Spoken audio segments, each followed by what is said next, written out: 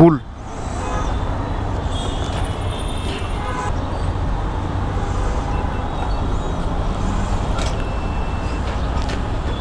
656। আমি বেসিক্যালি তেল নিলে ফুল ট্যাঙ্কি নেওয়ার চেষ্টা করি।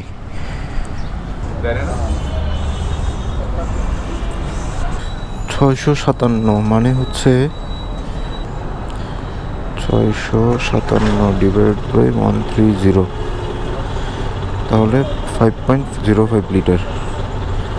190 সরি 190 ডিভাইড বাই 5.05, 37.5 মাইলেজ।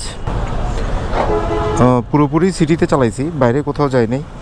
তো বেসিক্যালি এই সিটিতেই যখন থাকি তখন মাইলেজটা কন্টিনিউ এরকম 37 থেকে 40 এর ভিতরে আপ ডাউন করে। মাঝে মাঝে 40ও পাই, 40.5ও পাই, 37.5ও পাই, 38ও পাই। আবার যখন হাইওয়েতে যাই তখন আবার বেশি হয়। হাইওয়েতে গেলে 44 থেকে 46 এর দূরের ভিতরেই থাকে। আমি যে কারণে এই ভিডিওটা করতেছি সেটা হচ্ছে মাইলেজ আপ ডাউন করবেই, এই মাইলেজ অনুযায়ী কিন্তু আমি হ্যাপি।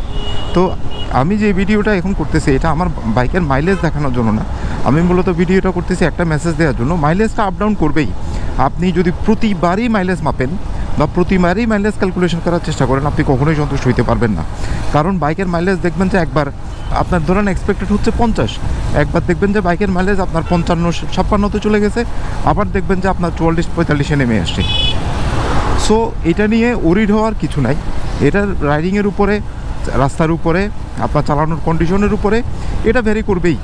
সো আপনার বাইকের মাইলেজ যদি ড্রাস্টিক্যালি ফল না করে, হ্যাঁ আপনি দেখা যাচ্ছে প্রতিবারই কম পাচ্ছেন, তাহলে ঠিক আছে, তাহলে আপনি অন্যান্য অনেক কিছু আছে যেগুলো আপনি বাইকের মেনটেন্যান্সে চেক করবেন। কিন্তু ধরেন না অ্যাভারেজে ঠিক আছে, তাহলে কিন্তু ওইটা নিয়ে ওরিড হওয়ার কোনো কারণই নেই। কারণ কোনোবারই আপনি আপনার এক্সপেক্টেডের চেয়ে বেশি পাবেন না, আবার সবসময় কমও পাবেন না।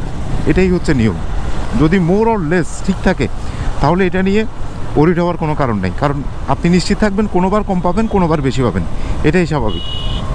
তো মোটামুটি অ্যাভারেজ ঠিক থাকলেই হইল।